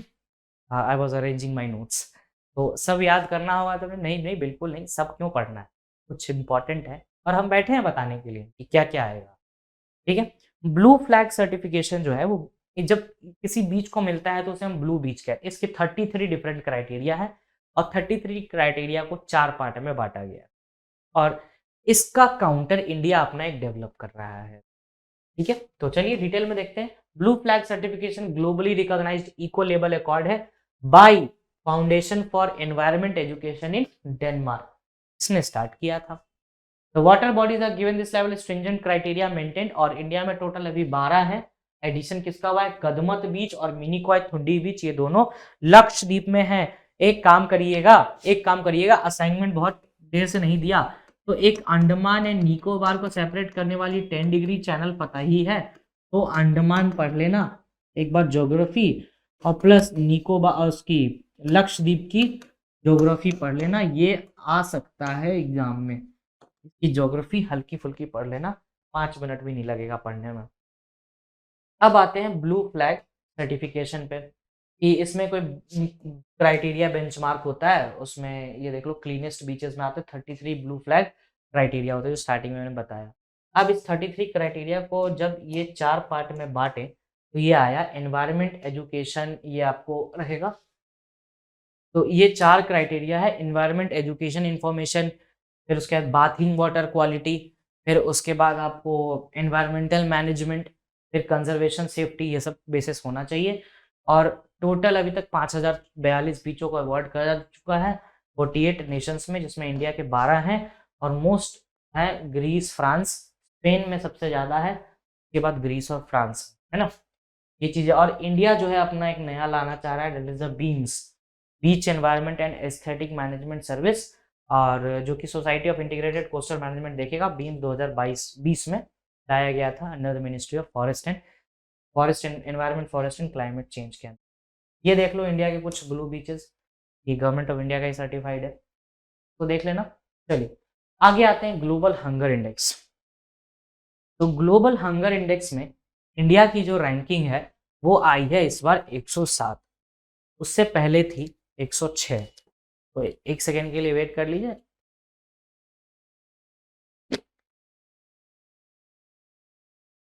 तो जो ग्लोबल हंगर इंडेक्स में रैंक खराब हुई, इसको हम लोगों ने एक्सेप्ट करने से कर दिया है मना। इसकी 4 क्राइटेरिया होती है ग्लोबल हंगर इंडेक्स की, तो वो भी देखेंगे, स्टंटिंग, वेस्टिंग, नरिशमेंट, ये सब चीज़ें हैं, इसको अच्छे से देखेंगे। और बहुत सारे मतलब इस बार रिलीज हुए हैं link, global innovation index and all, तो देखते हैं अच्छे से। ग्लोबल हंगर इंडेक्स जो है वो 107th पोजीशन पे आया है इंडिया इस बार। ग्लोबल हंगर इंडेक्स आपको रिलीज करता है world wide and wealth hunger life के थ्रू, और फर्स्ट इंट्रोड्यूस हुआ था 2006 में, इस बार 17th एडिशन है। इंडिया की नंबर है 29.1, कैटेगरी है सीरीज, ठीक है। अब ये कुछ कैटेगरीज और हैं, extremely alarming, serious and moderate. अब देखो ये जो ग्लोबल हंगर इंडेक्स रिलीज होता है, ये इसके 4 बेसिक क्राइटेरियाज होते हैं। एक होता है अंडर नोरिशमेंट, एक होता है आपको चाइल्ड स्टंटिंग, एक होता है आपको चाइल्ड वेस्टिंग, एक होता है आपको चाइल्ड मोर्टेलिटी। ठीक है, वो एज के हिसाब से होता है चाइल्ड वेस्टिंग, एंड हाइट के हिसाब से वो स्टंटिंग भी वैसी हाइट का ही है। नॉरिशमेंट आपको कम खाना पीना, प्रोटीन वगैरह ठीक से नहीं मिलता, और mortality is death of the child before the 5th birthday. तो 5 साल का ही बेसिक ये रहता है, 5 साल के अंदर देखा जाता है। आई होप कि इसमें क्लियर होगा। अब इसमें कुछ और इंडेक्सेस आप फॉलो अप कर सकते हो अपने तरफ से। That is the global innovation index, global innovation index plus climate performance index, ये ऐसी ऐसी चीजें हैं, और जिसको हम लोगों ने क्लास में और बहुत सारे इंडेक्सेस को फॉलो अप दिया था। तो जस्ट एक बार उसको ओवरव्यू देख लेना है आपको, डेट इज एनफ। चलिए नेक्स्ट आते हैं 12th टॉपिक पे हमारा, that is the Mars orbiter mission. इसका भाई पूरा हो गया क्राइटेरिया। अब इस पर्टिकुलर टॉपिक को जब आप पढ़ रहे होगे तो आप अपने साथ ना एक चीज और पढ़ लेना, बहुत हेल्प करेगा। That is the GPS, Jio positioning system है। जियोग्राफिकल जो जियो पोजिशनिंग सिस्टम होता है, इंडिया अपना डेवलप कर रहा है, डेट इज द नाविक। ठीक है, और इन दोनों के साथ एक पढ़ लेना गगन, बस दैट इज सफिशिएंट। तो मैंने डील किया है सितंबर में, तो just have a look on this also, right. चलिए आते हैं अपने मार्स ऑर्बिटर मिशन पे। तो मार्स ऑर्बिटर मिशन की इंडिया चौथा कंट्री था जिसने मॉम मिशन कंप्लीट किया था, और ये श्रीहरिकोटा से लॉन्च हुआ, सतीश धवन स्पेस सेंटर से। पीएसएलवी C-25 रॉकेट था। तो अभी के लिए इतना इन्फॉर्मेशन सफिशिएंट है, फैक्ट्स पे ध्यान दें। 8 साल के बाद ये एंड हुआ। 450 करोड़ का प्रोजेक्ट है। अच्छा, ये 450 करोड़ का है, याद रखना। जब हम इसके बाद महाकाल कॉरिडोर देख रहे होंगे तो उस कॉरिडोर का जो बजट है वो इससे दुगना है। 480 करोड़ के आसपास का उसका प्रोजेक्ट का है। आपको महाकालेश्वर कॉरिडोर, तो उसको भी देखेंगे, तो टेंशन नहीं लेना है, मोदी जी हैं तो सब मुमकिन है। चलिए, ये बहुत सस्ता हो गया था ये प्रोजेक्ट, तो दैट इज़ वेरी नाइस। ठीक है, अफोर्डेबल होना चाहिए। तो मार्टियन में इंसर्ट हुआ था 2014 24 सितंबर को, और लॉन्च डेट था 5 नवंबर 2013 को। ठीक है, मंगलयान फर्स्ट इंटरप्लेनरी मिशन था हमारा। इससे पहले रॉसकॉस्मॉस करके गया है। रॉसकॉस्मॉस आपको रशिया का है, नासा यूएस का है, यूरोपियन स्पेस एजेंसी तीसरा है, और इंडिया चौथा कंट्री बना है ने को पार किया है। और पेलोड है 850 केजीज का। ये सब याद रखना पड़ेगा आपको, इसमें कोई फॉरवर्ड नहीं है। 850 केजीज, 5 साइंस पेलोड्स हैं, और पेलोड्स का मैंने बहुत अच्छा चार्ट भी दिया है, तो देख लेंगे। ये Indian deep space network located है बेंगलुरु में, वहाँ से ये चीज़ सब चीज़ तैयार होता है। 2013 में इसरो ने इसको लॉन्च किया था। ठीक है, और देखा स्टार्टिंग में श्रीहरिकोटा रेंज आंध्र प्रदेश से इसको लॉन्च किया गया। अच्छा, और भी कई मार्स मिशन है कंट्रीज के। नासा यूएस का 2021 में था रोवर, फिर उसके बाद होप मिशन था यूएई का, फिर ताइवेन का वन चाइना का था, फिर मार्स मून्स एक्सप्लोरेशन था एमएमएक्स मिशन जापान का। अब 5 पेलोड आपकी ये है कि मार्स कलर कैमरा, जैसे कहीं घूमने जाते हो तो कैमरा खाना पीना सब लेके जाते हो, वैसे इनका भी है। कैमरा लेके गए, अल्फा फोटोमीटर लेके गए, थर्मल इंफ्रारेड इमेजिंग लेके गए, मार्स एक्सोस्फेरिक न्यूट्रल लेके गए, उसके बाद फिर मीथेन सेंसर भी लेके गए। चलिए, अब हमारा नेक्स्ट टॉपिक है महाकाल कॉरिडोर। मोदी जी ने इसको इनॉग्रेट किया, तो थोड़ा सा देख लेंगे और ज्योतिर्लिंग से कनेक्ट कर लेंगे। इसके कुछ फैक्ट्स हैं जो आपको याद रखने हैं और याद होने भी चाहिए, तो काफ़ी इम्प्रेसिव रहता है। अगर ये फैक्ट्स याद होते हैं तो चांसेस कम होते हैं क्वेश्चंस गलत करने के, छोटे छोटे। नरेंद्र मोदी जी ने लॉन्च किया भाई महाकाल कॉरिडोर, और ये 2 फेज में होगा ये कॉरिडोर। तो देखते हैं अच्छे से। अब ज़्यादा टॉपिक है नहीं आपके पास, 1-2 ज्योग्राफी के टॉपिक्स हैं, क्योंकि आप लोगों ने एक मोस्ट जो है ना टफ टॉपिक्स वो पार कर लिया है। दैट वाज द फंजाइबल, नॉन फंजाइबल, ये सब चीज़ें जो थी। अब बस स्टैटिक टॉपिक है जिसमें आपको याद ही करना है, कोई समझाने वाला रॉकेट साइंस नहीं है। तो ये प्रोजेक्ट जो है वो 856 करोड़ का प्रोजेक्ट है। फर्स्ट फेज डेवलप हो रहा है 351 करोड़ में, और मध्य प्रदेश के गवर्नर हैं मंगू भाई पटेल, और चीफ मिनिस्टर हैं शिवराज सिंह चौहान साहब।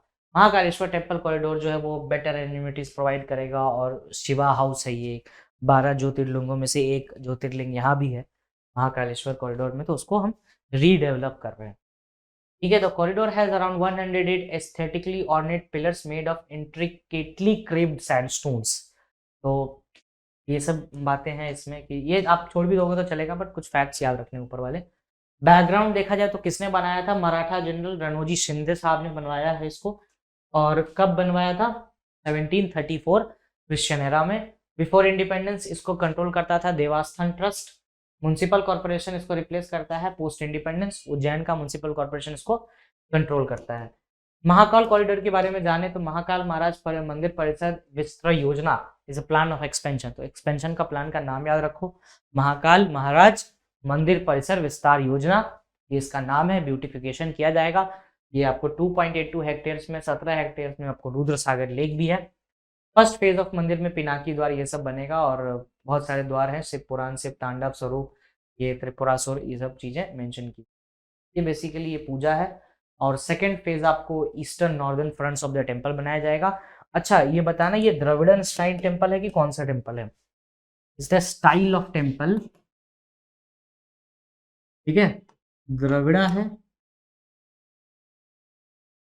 या फिर समथिंग एल्स है, इसका नाम बताना। द्रविड़ा स्टाइल टेम्पल, ये ऐसे आर्ट एंड कल्चर का क्वेश्चन है जो आपको आईलेट पूछ सकता है। It includes the development of various Ujjain city, ये second phase of the corridor ये चलेगा। हाँ, ये कौन बना रहा है, सिटीज बना रहा है, सिटीज प्रोग्राम के अंदर है। महाकालेश्वर में से मतलब lord of time refers to the lord of Shiva को डिनोट किया जाता है। As per the Hindu mythology the temple was constructed by lord Brahma and is presently located alongside the holy river Shipra. ये सब चीजें इंपॉर्टेंट है कि उस नदी के आसपास है, तो शिप्रा नदी। और महाकालेश्वर ज्योतिर्लिंग 12 ज्योतिर्लिंगों में से एक सैक्रेड ज्योतिर्लिंग है। और temple Mahakal lingam is believed to be swayambhu self manifested and like any jyotirlinga when the idol Mahakaleshwar faces south. ऐसी सी चीजें पकड़नी है आपको, साउथ फेसिंग है, फिर शिप्रा नदी के किनारे स्थित है, रुद्र सागर लेक, कितना कॉस्ट है, कितने फेज में बनेगा, कितने ज्योतिर्लिंग है, 12 ज्योतिर्लिंग है, तो उस पे भी आएंगे, ज्योतिर्लिंग पे भी आएंगे, टेंशन नहीं लेता है। और ये महा टाइम, गॉड ऑफ टाइम बोला जाता है। ये देखो, ये रहे ज्योतिर्लिंग्स इन इंडिया, केदारनाथ, महाकालेश्वर, उज्जैन, ओंकारेश्वर, नागेश्वर, सोमनाथ, इधर विद्यानाथ, फिर काशी विश्वनाथ, ये काशी विश्वनाथ वाला कॉरिडोर आपका, फिर गिरी सोमेश्वर आंध्र प्रदेश, फिर मल्लिकार्जुन, फिर त्र्यंबकेश्वर, भीमाशंकर एंड रामेश्वर। तो ये आपके कॉरिडोर्स हैं, 12 ज्योतिर्लिंग है जो आपको याद रखने ही रखने हैं। एक बार देख लेना, 2-3 बार मैप देखोगे वैसे ही ये टॉपिक्स याद हो जाएंगे। नेक्स्ट टॉपिक है हमारा सप्तकोसी हाई डैम प्रोजेक्ट। ये जो सप्तकोसी हाई डैम प्रोजेक्ट है ना, ये बड़ा इंटरेस्टिंग है क्योंकि ये इंडिया और नेपाल के बीच में है। ये थोड़ा सा टॉपिक है, उसके बाद हम प्रचंड पे आ जाएंगे जो हमारा हेलीकॉप्टर है, और जिसमें linking topics I will give you some key Zorawar वगैरह देख लेना। उसके बाद एबॉर्शन राइट्स, और फिर हम कंक्लूड करेंगे धीरे धीरे अपना सेशन, राइट। चलिए, सप्तकोसी हाई डैम प्रोजेक्ट जो है वो बेसिकली नेपाल और इंडिया के साथ है। रिवर है सप्तकोसी रिवर, ठीक है, सप्तकोसी हाई डैम है जो कि महाकाली रिवर है बारे में। तो ये चीज तो अभी बता ही दिया, इंडिया और नेपाल के बीच में है, ठीक है। Senior officers of the two side have met and reviewed the bilateral water sector cooperation implementation of Mahakali Treaty. ठीक है, Saptakosi High Dam is a multi-purpose project proposed to be constructed on the Saptakosi River of Nepal, known as the Kosi in India. जैसे ब्रह्मपुत्र जब बांग्लादेश में जाती है तो उसे हम कहते हैं जमुना, और ब्रह्मपुत्र जब इंडिया में एंटर नहीं कर रही है तो उनसे बोलते हैं सांगपो। जैसे इंडिया में एंटर करती है दिबांग के नाम से, अरुणाचल के बाद उसको आप ब्रह्मपुत्र बोलना शुरू कर, ठीक है।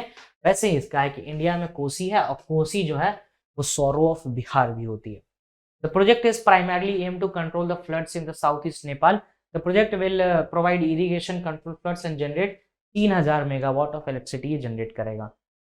अब सर महाकाली ट्रीटी क्या है? महाकाली ट्रीटी जो है वो इंडिया और नेपाल के बीच में ट्रीटी है, 1996 में साइन की गई महाकाली रिवर पे, including the Sharda barrage, Gangapur barrage और पंचरेश्वर प्रोजेक्ट। 1, 2, 3 इसके अंदर प्रोजेक्ट शामिल है। महाकाली रिवर को शारदा रिवर या काली गंगा बोला जाता है उत्तराखंड में। तो 2 चीजें आ गई again. It joins Ganga river in Uttar Pradesh which is a tributary of Ganga. ये गंगा में मिल जाती है। कोशी रिवर सिस्टम की बात करें, कोशी जो है ना वो अपना कोर्स बहुत जल्दी चेंज करती है। जैसे कि मान लो कि रास्ता होता है ना, वो इतनी स्पीड से ऊपर से आती है कि जैसे ही वो लैंड को टच होती है तो वो बहुत तेजी से कोर्स चेंज करती है अपना। स्पीड के कारण ये प्रॉब्लम अराइज होता है।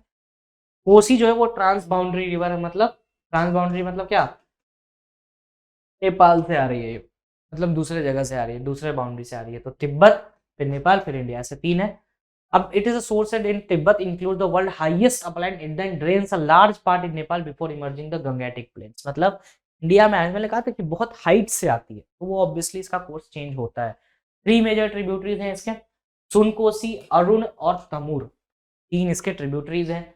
एट वन पॉइंट जब upstream of 10 kilometre George cut through the Himalayan foothills, 10 kilometre तक का जॉर्ज काटती है। सोच लो कितना हेवी होगा इसका। River crosses into the northern Bihar India where it branches into distributaries where joining Ganga near Kursela, Katihar district है बिहार में, वहां पर ये गंगा में मिल जाती है जाके।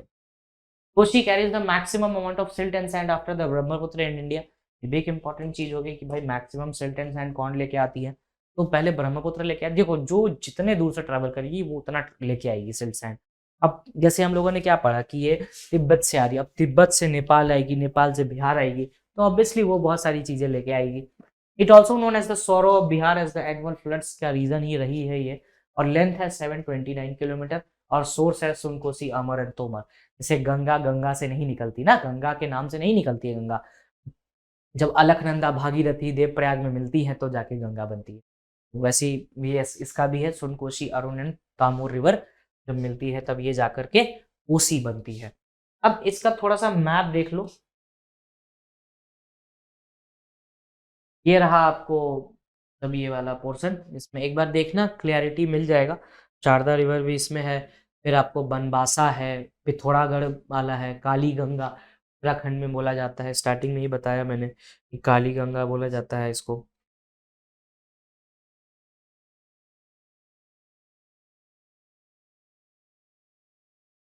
अब इसके बाद जो नेक्स्ट है वो ये वाला पोर्शन रहा, गंडक रिवर,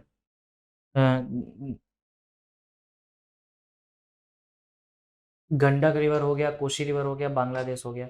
अब जब नेपाल के बारे में पढ़ रहे हैं तो हमने तभी देखा ये कोशी वाला, वह अब कोशी प्रोजेक्ट देख लिया। अब एक और प्रोजेक्ट है बांग्ला इन नेपाल के साथ नया नया है, दैट इज द वेस्ट सेती प्रोजेक्ट। वेस्ट सेती प्रोजेक्ट है। वेस्ट सेती बेसिकली ये 6 ईयर एंगेजमेंट था। ये थोड़ा सा ध्यान से देखना, ये चेंज हुआ है। ये पहले चाइना के साथ था, चाइना और नेपाल के बीच का था, लेकिन वो ये हाइड्रो पावर प्रोजेक्ट है, ये तो याद ही होगा, हाइड्रो पावर प्रोजेक्ट है वेस्ट सेती वाला। और इंडियन प्राइम मिनिस्टर जो है हमारे, ये चाइना ने लेकिन मना कर दिया कि हम नहीं करेंगे। उसी बीच इंडिया के प्राइम मिनिस्टर जो है हमारे मोदी जी, वो जाते हैं बुद्धा जयंती पे, ये 2567वीं बुद्धा जयंती थी, तो इस जयंती पे वो जाते हैं। और उसके बाद फिर इंडिया और नेपाल के टाइज थोड़े से सुधरे, तो फिर इसने नेपाल इंडिया को दे दिया, भाई आप ही बना दो ये हाइड्रो पावर प्रोजेक्ट, ठीक है। अब ये जो हाइड्रो पावर प्रोजेक्ट है वो 750 मेगावाट का प्रोजेक्ट है, ठीक है।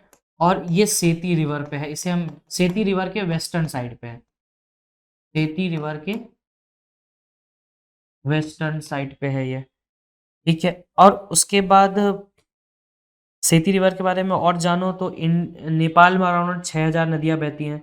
और महाकाली ट्रीटी 1996 में साइन हुआ, वो लिंक होगा, ये लिंक हो रहा है आपको पुराना वाला जो कोशी रिवर वाला था उसी से ये चीजें लिंक हो रही है, तो बस इतना याद रखना। और इंडिया नेपाल के बीच में एक ट्रीटी साइन हुई थी, इंडिया और नेपाल के बीच में, हम कहते हैं फ्रेंडशिप एंड पीस ट्रीटी, और ये ट्रीटी साइन हुई थी 1950 में, 1950 में हम लोगों ने साइन की थी friendship and peace treaty.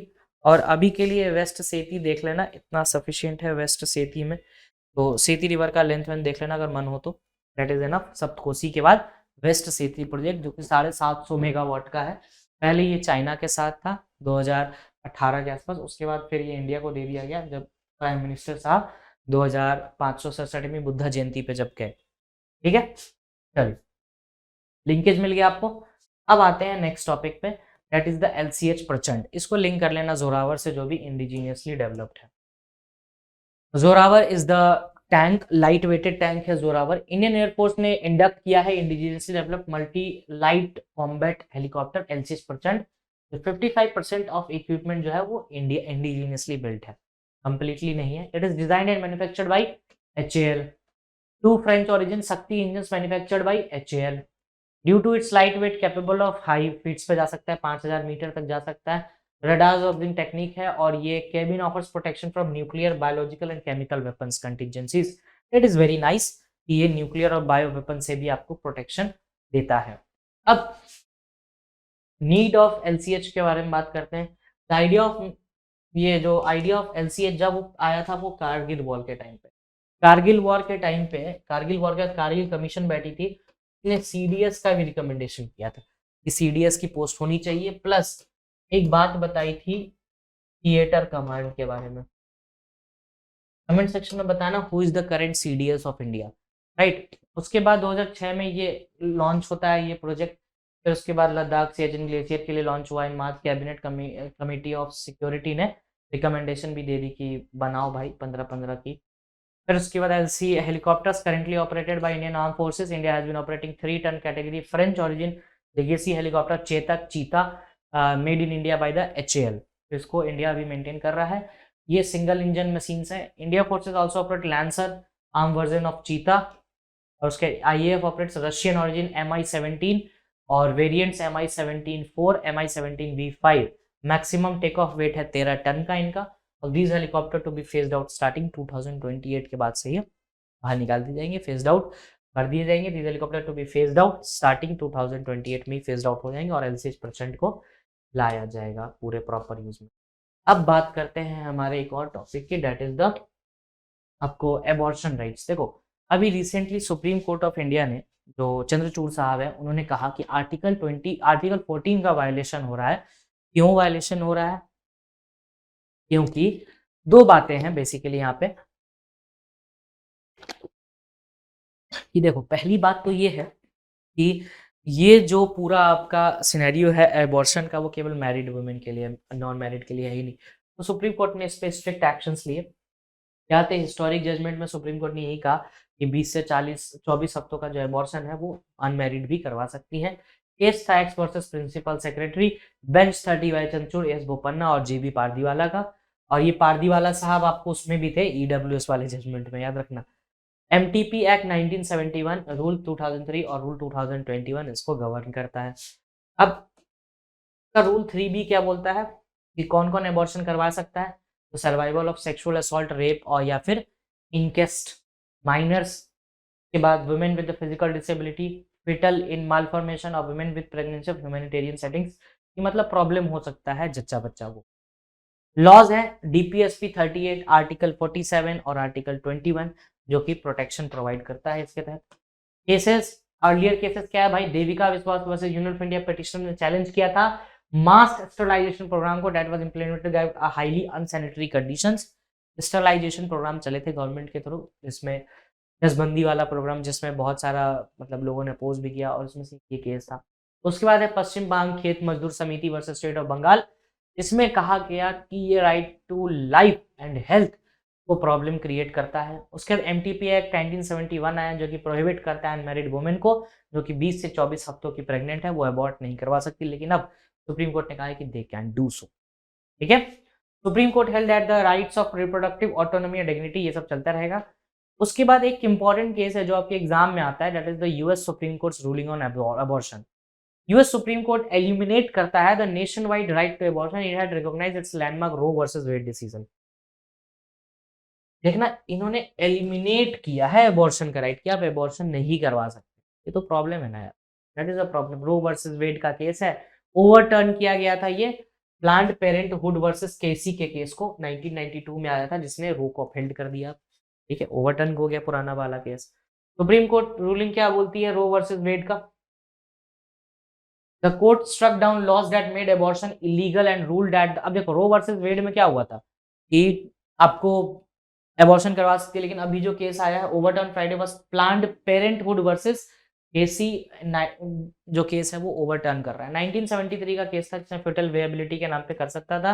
Republican backed Mississippi law आया that bans abortion for after 15 weeks, जैसे हमारा 20-24 है, इनका 15 हफ्ता था। मिसिसिपी बैन 2018 में स्टेट ऑफ मिसिसिपी ने बैन किया abortion after 15 weeks before the fetal viability directly challenged the 1973 judgment. Later struck down the ground that is unequivocally violates the constitutional rights of women. Obviously, अगर women abort नहीं करवा सकती तो वो उनका right violate हो रहा है। मेडिकल abortion की बात की गई इसमें कि 10th वीक ऑफ प्रेगनेंसी को ड्रग अप्रूव्ड ड्रग आप यूज कर सकते हैं।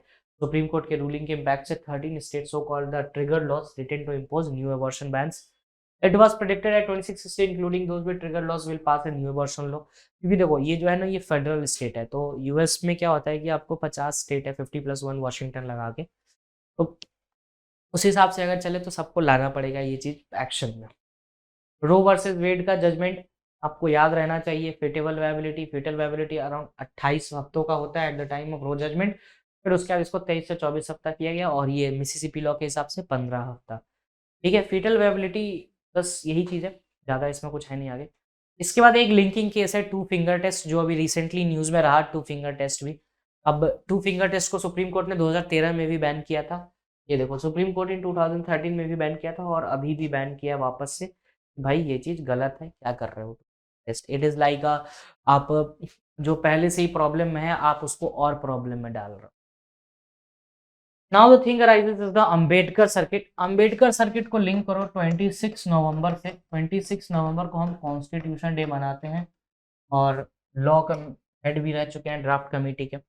अंबेडकर सर्किट सरकार बनाना चाह रही है और ये सर्किट आपको रामायण सर्किट और इस तरह के बहुत सर्किट्स हैं जो सरकार बनाना चाह रही है। अंबेडकर सर्किट में किसी के लिए government soon start the Ambedkar circuit on the lines of Ramayan and Buddhist circuit. ठीक है, ये मैंने इमेज ही डाला है, बस कंटेंट नहीं डाला है क्योंकि कंटेंट की नीड इसको नहीं है उतनी। अंबेडकर जयंती पढ़ लेना और अंबेडकर सर्किट पढ़ लेना, दैट इज एनफ। और इस इमेज में बहुत बातें लिखी हुई, ऐसे मत लो कि ये इमेज ऐसे ही लिखा हुआ है। देखो दिल्ली में वो लास्ट टाइम पे रहे थे और अंबेडकर का एक कोट याद रखना है, born Hindu but I will not die Hindu. उन्होंने एज अ जैन धर्म को अपनाया था, बौद्ध धर्म को अपनाया था। ठीक है, तो दिल्ली रेजिडेंस जहाँ पे अंबेडकर रहे थे, मध्य प्रदेश में अमेरिका अंबेडकर का बर्थ प्लेस है, that is the birth place Mhow. And more over अगर देखा जाए तो दादर मुंबई में उनकी बॉडी को क्रीमेट किया गया था और महाराष्ट्र नागपुर में अंबेडकर कन्वर्ट हुए थे बुद्धिज्म में, और लंदन में जहाँ अंबेडकर पढ़ाई करी थी, ठीक है, लॉ की, और बुद्धिज्म में कहाँ कन्वर्ट हुए थे, नागपुर में। अब आते हैं next topic, that is the Burkina Faso coup. ये बुर्किना फासो का मैप है। देखो बुर्किना फासो की हिस्ट्री देख लो, आधी चीजें क्लियर हो जाएगी। इन 2015 में north east of the country bye terror group को अटैक किया गया जिसमें अल कायदा और दाइश का लिंक था। 24 जनवरी 2022 में एक group of soldiers lieutenant colonel Paul Henri Damiba ने पावर सीज की। उसके president Christina Kabore announces his resignation. Obviously वो आ गया तो उसने रिजाइन कर दिया। सितंबर 30 को आर्मी कैप्टन इब्राहिम तनोरे, यही है तरोरे, ये यंगेस्ट है, Traore one of the figures who supported the January coup take charges the outstanding Damiba के जाने के बाद उसने ट्राउरे ने चार्ज ले लिया।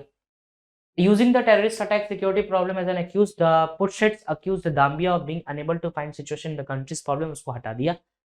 और बुर्किना फासो की पॉपुलेशन 20 मिलियन है। Date of independence in 1960, the country has been through nearly 10 military coup since independence. तो इंडिपेंडेंस इसकी कब हुई थी? इंडिपेंडेंस इसकी हुई थी 1960 में।